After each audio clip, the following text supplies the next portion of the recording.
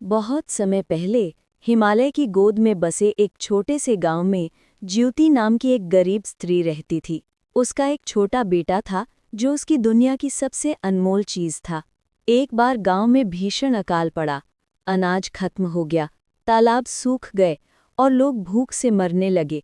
उसी समय कालदेव, यमराज के दूत, गांव में आए और बोले, आज रात इस औरत का पुत्र हमारे साथ जाएगा, उसकी आयु पूरी हो चुकी है। ये सुनते ही ज्योति का कलेजा कांप उठा। उसने अपने बेटे को कसकर गले से लगा लिया और रोते हुए बोली, नहीं, मेरा लाल मुझसे कोई नहीं छीन सकता। वो भागी और भागते भागते जंगल में पहुंची। रात का समय था, चारों ओर अंधेरा और भयानक सन्नाटा। कभी उल्लू की आवाज़ गूंजती तो कभी भेड़िए की हुआ, लेकिन बेटे को बचाने के लिए उसने डर को परे धकेल दिया। वो एक सूखे पेड़ के नीचे बैठ गई और भगवान से प्रार्थना करने लगी। तभी आकाश से एक देवी आभा प्रकट हुई। ये थी माता ज्योतिया या जीवित पुत्रिका देवी। उन्होंने कहा, साहस रखो बेटी, उपवास और संकल्प के बल से तुम अपने पुत्र की आयु बढ़ा सकती हो।